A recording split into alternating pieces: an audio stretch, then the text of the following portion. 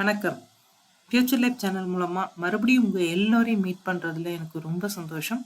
இன்னைக்கு நம்ம பார்க்க போற வேகன்சி வீடியோக்கு முன்னாடி நம்ம 2 விஷயத்த பத்தி பேசுறோம். ஒண்ணு ஃபியூச்சர் லைஃப் சேனல சப்ஸ்கிரைப் பண்றது. ஏன் ஃபியூச்சர் லைஃப் சேனல சப்ஸ்கிரைப் பண்றது அப்படிங்கிறது இம்பார்ட்டன்ட் அப்படின்னா, நான் போடுற வேகன்சி வீடியோக்கு எப்பயுமே அப்ளிகேஷன் ஸ்டார்ட் டேட் ஒண்ணு இருக்கும்.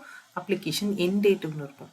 அப்ளிகேஷன் எண்ட் டேட்டுக்கு முன்னாடி என்னோட வீடியோ உங்களுக்கு கிடைச்சாதான் நீங்க அந்த வேலைக்கு குவாலிஃபைடா இருந்தா அப்ளை பண்ண முடியும். ஸோ ப்ளீஸ் இந்த சேனலை உடனே சப்ஸ்கிரைப் பண்ணுங்க. நீங்க சப்ஸ்கிரைப் பண்ணா மட்டும்தான் என்னோட வீடியோ உங்களுக்கு உடனுக்குடனே கிடைக்கும். அடுத்தது, உங்களுக்கு தெரிஞ்ச படிச்சு முடிச்சு வேலை தேடிட்டு இருக்க எந்த கேண்டிடேட்டா இருந்தாலும் அவங்களுக்கும் இந்த சேனலை பத்தியான இன்ஃபர்மேஷன் கொடுங்க. அவங்களையும் சப்ஸ்கிரைப் பண்ண சொல்லுங்க. ஏன்னா அவங்களோட பிரைட் ஃபியூச்சருக்கு இது ஒரு நல்ல ஸ்டார்டிங் பாயிண்டா இருக்கும். ரெண்டாவது விஷயம், நான் போடுற வீடியோ எல்லாமே ஒரு இன்ஃபர்மேஷன் வீடியோ தான். ஏன் இன்ஃபர்மேஷன் வீடியோ அப்படின்னு சொல்றேன்னா, படிச்சுட்டு இருக்க கேண்டிடேட்டாக இருந்தாலும் வேலை தேடிட்டு இருக்கவங்களா இருந்தாலும் எல்லா நியூஸ் பேப்பர் எல்லா வேகன்சி ரிப்போர்ட்டையும் படித்து தெரிஞ்சு அப்ளை பண்ணுறது அப்படிங்கிறது இம்பாசிபிள். ஸோ எனக்கு தெரிய வர வேகன்சியை நான் சோஷியல் மீடியா மூலமாக ஒரு இன்ஃபர்மேஷன் வீடியோவை போட்டுட்ருக்கேன். என்னோட வீடியோவில் யார் வேகன்சி அனௌன்ஸ் பண்ணுறாங்களோ அவங்களோட அஃபிஷியல் வெப்சைட் நோட் பண்ணுறேன். நீங்கள் அந்த அஃபிஷியல் வெப்சைட்டுக்குள்ளே போய் எல்லா இன்ஃபர்மேஷனையும் மறுபடியும் படிங்க, அண்டர்ஸ்டாண்ட் பண்ணிக்கோங்க. நீங்கள் அந்த வேலை குவாலிஃபைடாக இருந்தால் அதே அஃபிஷியல் வெப்சைட்டில் கொடுத்துருக்க லிங்க் மூலமாக அப்ளை பண்ணுங்கள். அதுதான் கரெக்ட் ப்ரொசீஜர். இப்போ நம்ம வீடியோக்குள்ளே போயிடலாம். இன்னைக்கு நம்ம பார்க்க போகிற video general insurance corporation of India announce பண்ணியிருக்கிற 110 வேகன்சி. இந்த 110 வேகன்சிக்கான application start date 4th December 2024. Last date பார்த்தீங்கன்னா 19th December 2024. இதில் ரொம்ப முக்கியமான விஷயம், எப்பயுமே எஸ்சி எஸ்டிக்கு பிடபிள்யூபிடி எக்ஸ் சர்வீஸ் மேனுக்கு எந்த அப்ளிகேஷன் ஃபீஸும் இல்லைன்னு சொல்லுவாங்க. ஆனால் இதில் ஒரு ஸ்பெஷல், எந்த கேட்டகரியில் இருந்தாலும் பெண்களுக்கு ஃபீஸ் இல்லைன்னு சொல்லியிருக்காங்க. ஸோ ப்ளீஸ் எல்லா கேர்ள்ஸும் அப்ளை பண்ணுங்க.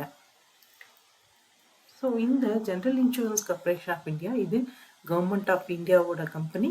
இது இந்தியாவிலையும் இருக்குது, அப்ராட்லேயும் இருக்குது. இது ஒரு 10th லார்ஜஸ்ட் கம்பெனி இந்த வேர்ல்டு. இவங்க கேட்டிருக்கிறது அசிஸ்டன்ட் மேனேஜர் ஸ்கேல் 1 பொசிஷனுக்கானது. ஸோ இந்த ஸ்கேல் 1 பொசிஷனோட ஆன்லைன் எக்ஸாமினேஷன் ஒன்று இருக்குது. அது என்னைக்கு இருக்கும் அப்படின்னு சொல்லியிருக்காங்கன்னா 5th January 2025 அன்னைக்கு இருக்கும்னு சொல்லியிருக்காங்க. அடுத்து என்னென்ன மாதிரியான வேகன்சி இருக்குன்னு பார்க்குறோம். ஜென்ரல் இதில் 18 வேகன்சி இருக்குது, நம்பர் ஆஃப் வேகன்சி. இதோட மினிமம் எஜுகேஷனல் குவாலிஃபிகேஷன் ஒன்று, டிசைரபிள் குவாலிஃபிகேஷன் ஒன்று, ரெண்டாக பிரிச்சுக்கிட்டு இருக்காங்க. மினிமம் எஜுகேஷனல் குவாலிஃபிகேஷன் தான் பார்த்தீங்கன்னா கிராஜுவேஷன் ஏதோ ஒரு டிசிப்ளினில் பண்ணியிருக்கலாம்.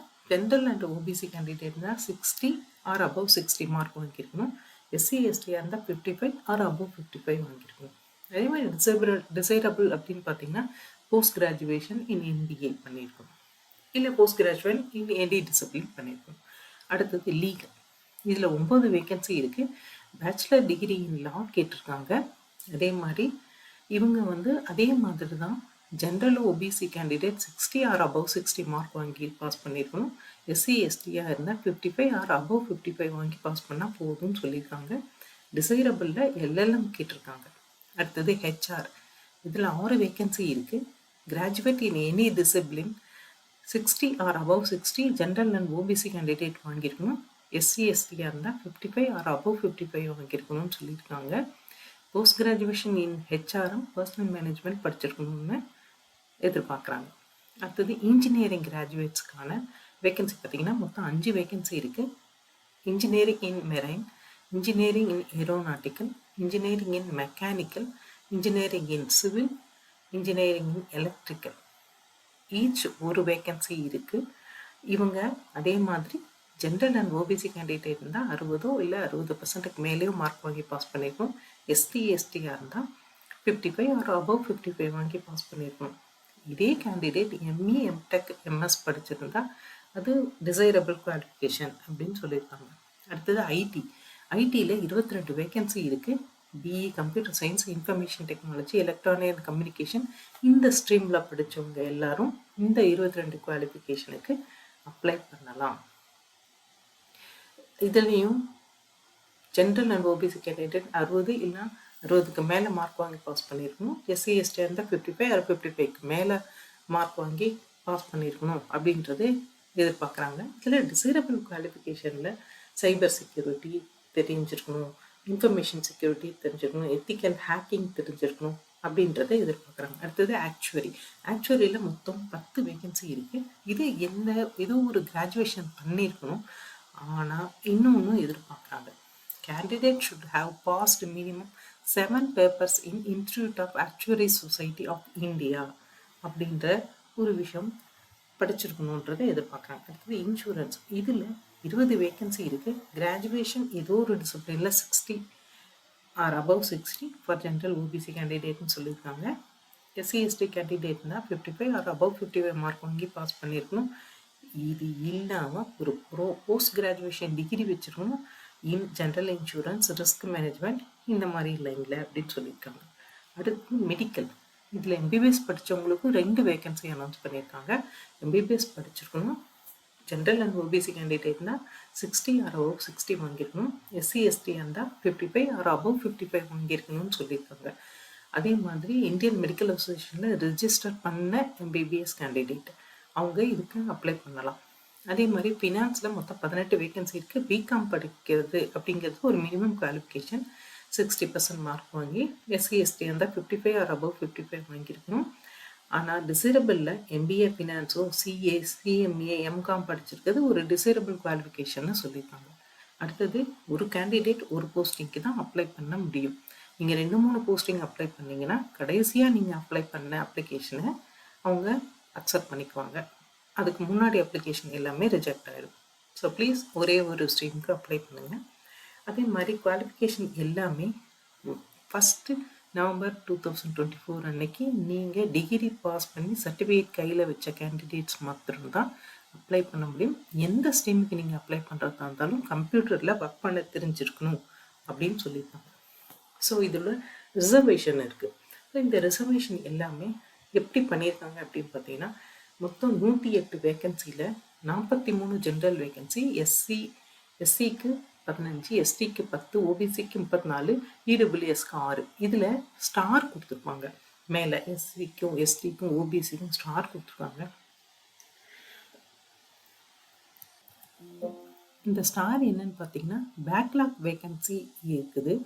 அதை ஃபில் பண்ணுறதுக்கான கீழே ஒரு டேபிள் கொடுத்துருக்காங்க. இந்த பேக்லாக் வேகன்சியும் சேர்ந்து தான் இந்த மேலே கொடுத்துருக்குற 108 வேகன்சின்னு மென்ஷன் பண்ணியிருக்காங்க. மீதி இருக்கிற 2 வேகன்சி பார்த்தீங்கன்னா எம்பிபிஎஸோட வேகன்சி. அதில் 1 எஸ்டிக்கும் 1 இடபிள்யூஎஸ்க்கும் ஃபில் பண்ணுறதா சொல்லியிருக்காங்க. அடுத்தது இந்த எல்லா போஸ்டிங்கான ஏஜ் க்ரைட்டீரியா பார்த்தீங்கன்னா மினிமம் 21 இயர்ஸ், மேக்ஸிமம் 30 வயசுக்குள்ளே இருக்கணும். 2 நவம்பர் 1994 ஃபஸ்ட்டு நவம்பர் 2023 பிறந்தவங்க தான் அப்ளை பண்ண முடியும்னு சொல்லியிருக்காங்க. ஏஜ் ரிலாக்ஸேஷன் கேட்டகரி வைஸ் கொடுத்துருக்காங்க. எப்பயும் கொடுக்குற மாதிரி எஸ்சி எஸ்டிக்கு 5 வருஷமும், அதர் பேக்வர்ட் கிளாஸ்க்கு 3 வருஷமும், பர்சன் வித் டிசபிலிட்டிக்கு 10 இயர்ஸும், ex service man up to 45 years அது என்னென்ன க்ரைட்டீரியான்றதை டீட்டெயிலாக கொடுத்துருக்காங்க. அடுத்தது விடோவா, டைவர்ஸ்டு உமனோ, உமன்ஸ் லீகலி செப்பரேட்டடோ பட் நாட் ரீமேரிடாக இருந்தால் உங்களுக்கு 9 இயர்ஸ் ரிலாக்ஸேஷன் கொடுத்துருக்காங்க.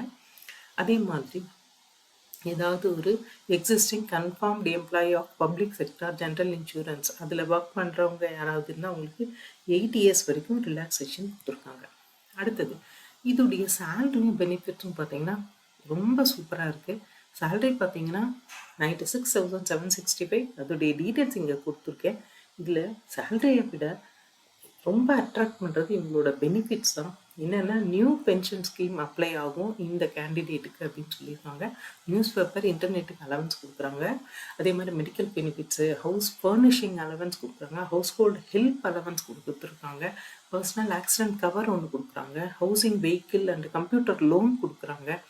அதே மாதிரி இன்ட்ரெஸ்ட் ஃப்ரீ லோனாக இருக்கும் அப்படின்னு சொல்லியிருக்காங்க. ஃபெஸ்டிவலுக்கு எல்லாத்துக்கும் அலவன்ஸ் இருக்குது. ஸோ ப்ளீஸ் இந்த வேலைக்கு நீங்கள் அப்ளை பண்ணுங்கள். இதில் ரொம்ப அட்ராக்டிவாக இருக்கிறது இந்த அலவன்ஸ். அதே மாதிரி சர்வீஸ் கண்டிஷன் அப்படின்னு பார்த்தீங்கன்னா புதுசாக அப்பாயிண்ட் ஆகிற இந்த போஸ்டிங் எல்லாமே மும்பையில் தான் உங்களை ஃபஸ்ட் அப்பாயிண்ட் பண்ணுவாங்க. ஆனால் அப்பாயிண்ட் பண்ண அப்புறம் ஆல் ஓவர் இந்தியாவோ இல்லை அப்ராடோ எங்கே வேணால் அவங்களோட நெசசரியை பொறுத்து சேஞ்ச் பண்ணுறதுக்கு வாய்ப்பு இருக்குது. அடுத்தது செலெக்ஷன் ப்ரொசீஜர் அப்படின்னு பார்த்தீங்கன்னா, எம்பிபிஎஸ் கேண்டிடேட் தவிர மீதி எல்லா கேண்டிடேட்ஸ்க்கும் ஒரு ஆன்லைன் எக்ஸாம் இருக்குது. அந்த ஆன்லைன் எக்ஸாம் பாஸ் பண்ணிங்கன்னா ஒரு குரூப் டிஸ்கஷன் இருக்குது, ஒரு இன்டர்வியூ இருக்குது. இதில் எல்லாம் பாஸ் பண்ணுற மெரிட் கேண்டிடேட்ஸ்க்கு கண்டிப்பாக அவங்க போஸ்டிங் கொடுப்பாங்க. அடுத்தது எம்பிபிஎஸ் படித்தவங்களுக்கு ஆன்லைன் எக்ஸாம் எதுவுமே இல்லை, அவங்களுக்கு இன்டர்வியூ மாத்திரம் தான். அடுத்தது பார்த்தீங்கன்னா, எங்கெங்கெல்லாம் இந்த ஆன்லைன் எக்ஸாம் நடக்குது அப்படின்னா, ஆல் ஓவர் இந்தியாவில் நிறைய இடம் இருக்குது. எஸ்பெஷலி தமிழ்நாட்டில் பார்த்தீங்கன்னா, சென்னை, கோயம்புத்தூர், மதுரை, திருநெல்வேலி, ஸோ 4 இடத்துல நடக்குது. உங்களுக்கு எது கம்ஃபர்ட்டோ அந்த இடத்துக்கு நீங்கள் செலக்ட் பண்ணி அப்ளை பண்ணிக்கலாம். அடுத்தது எம்பிபிஎஸ் இல்லாமல் அதே மாதிரி பிஇ பிடெக்கு அந்த மாதிரி ஸ்பெஷலைஸ்டு ஸ்ட்ரீம் இல்லாமல் அப்ளை பண்ணுற கேண்டிடேட்ஸ்க்கு என்ன மாதிரியான கொஷின்ஸ் இருக்கும், என்ன சப்ஜெக்டில் இருக்கும் அப்படின்னு பார்த்தீங்கன்னா, பார்ட் ஏல higher order reasoning ability, critical thinking, இதில் 40 மார்க்குக்கு 40 கொஷின் கேட்பாங்க. இதை அட்டன் பண்ணணும். பார்ட் பியில் டெஸ்ட் ஆஃப் ரீசனிங் இருக்குது, இங்கிலீஷ் லாங்குவேஜ் இருக்குது, ஜென்ரல் அவேர்னஸ் இருக்குது, நியூமரிக் எபிலிட்டி, கம்ப்யூட்டர் லிட்ரஸி இருக்குது, அதேமாதிரி இங்கிலீஷில் எஸ்ஏ இருக்குது. இந்த மாதிரி இதுக்கு கொஷின்ஸ் இருக்கும். மொத்தம் 150 கொஷின், 150 மார்க்குக்கு 123 கொஷின்ஸ் கொடுப்பாங்க. அடுத்தது ஸ்பெஷலைஸ்ட் ஸ்ட்ரீம். இது பார்த்திங்கன்னா அந்த IT students, computer science students, இந்த மாதிரி நிறைய ஸ்பெஷல் ஸ்ட்ரீம்ஸ் இருக்குது. அவங்களுக்கான சப்ஜெக்ட்ஸ் என்னன்னு பார்த்தீங்கன்னா, part A technical and professional நாலேஜை டெஸ்ட் பண்ணுற மாதிரியான கொஷின்ஸ் 40 கொஷின்ஸ் இருக்குன்னு சொல்லியிருக்காங்க. பார்ட் பியில் test of reasoning, English language, general, numerical ability, இந்த மாதிரியான கொஷின்ஸ் இருக்கும். மொத்தம் 123 கொஷின் 150 மார்க்குக்கு கொடுப்பேன்னு சொல்லியிருக்காங்க.